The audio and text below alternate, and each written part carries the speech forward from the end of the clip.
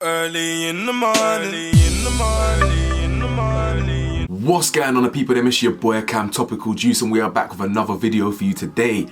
As you can see from the title, we're going to be talking about the two winners of Come Dine With Me, and how they have been arrested, found guilty, and jailed for importing that sweet, stanky Mary Jane from the US into the UK. They said, you know what? All this Greek restaurant business, it ain't paying, bro. It ain't paying, bro. All this social media clout, all this come down with me business, it's not paying enough. I can't be a millionaire with one stream of income. I can't be getting paid 12 times a year. In fact, they run a restaurant, they get paid multiple times a year. But still, they said, you know what? Screw this. Ding, ding, ding. I've got a great idea. Let's go from restaurant owners, caterers, yeah, to drug traffickers, yeah? They said, we're used to selling food anyway, we might as well start importing food and selling it that way, you get me? One of them ones, but guys, it's one of them funny stories, yeah, that it's like a movie. It's like a movie full of twists and turns, but more importantly, it's full of low IQ behavior again. These people, these criminals, they're stupid. They act stupid. But anyway, let's just get into this. Let me done the waffling thing. So there's a few things I need you guys to do. I need you to A, watch this video all the way through to the end. Watch time really makes a difference. Press that flipping thumbs up button. That like button makes a difference on how the YouTube video performs in the algorithm. Press that subscribe button, let's roll to 50k. Press the bell to be notified. I'll be dropping videos in the AM and the PM. And then once again, merchandise is below. Now, as you can see from the title, it says two Come Dine With Me winners convicted for importing Sweet Mary Jane.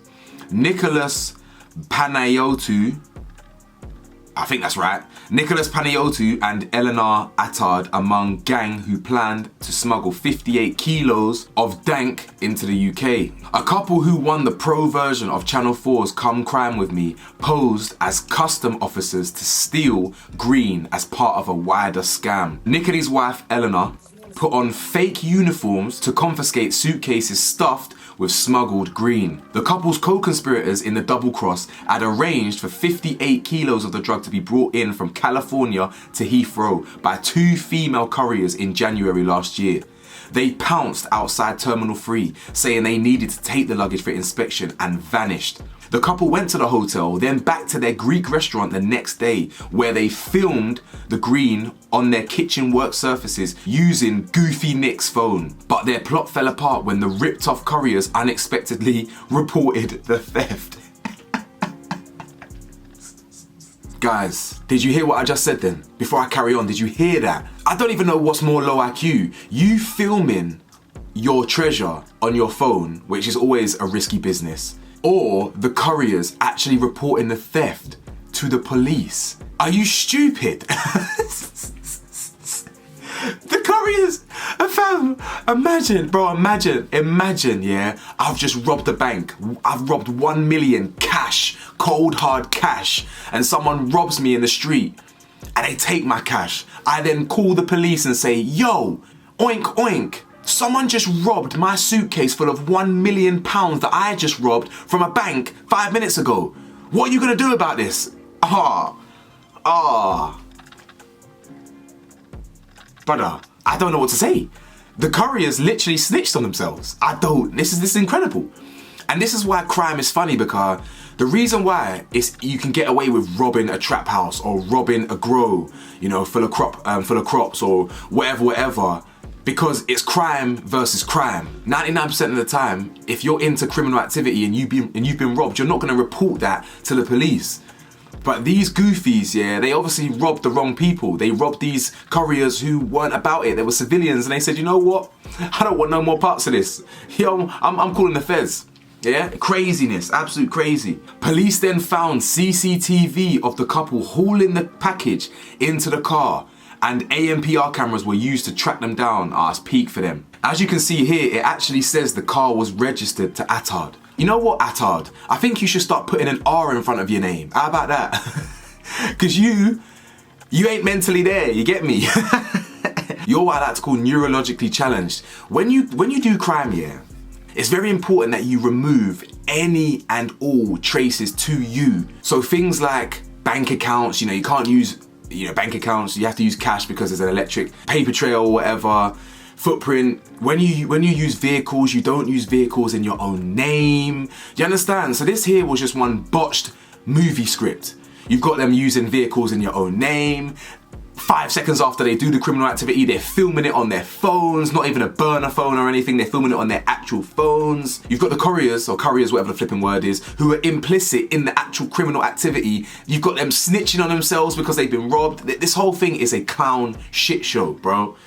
Mess. They were arrested in a raid in their home in Broxbourne, Hearts, 2 days later.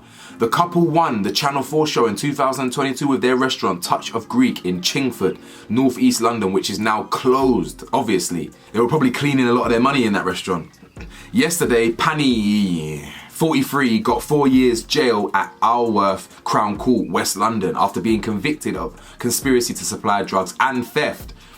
Attard, 45, got 8 months suspended in March for theft, and she's required to do quite a few hours of like community service and whatnot that I read in another article. The judge said it was a theft that had the potential to undermine the integrity of airport security. Who gives a shit about, fam? Who cares about that? 2 other conspirators were jailed for 7 years. A 4th awaits sentencing. Brother, these lot were clearly some Greek gang, yeah, who were cleaning their money through restaurants. Now I know restaurants that are local to me that were founded like 10 years ago. I know for a fact the owners have been washing and cleaning illegal, dirty money through this restaurant, you understand? It happens everywhere. People don't even realize that the world society is built on dirty money. Miami as a city itself, Miami the actual city, was founded on Escobar's coke, bro. You understand? Miami, the literal city of Miami, was founded with drug money. You've got, you know, the biggest companies in the world probably started with fraud money or something like that. You know what I'm saying? Just because something's listed on the FTSE 500 or FTSE whatever it is, FTSE 250, it doesn't mean it's legit. If anything, these white collar, whatever you call these white collar industries, they're the biggest crooks ever.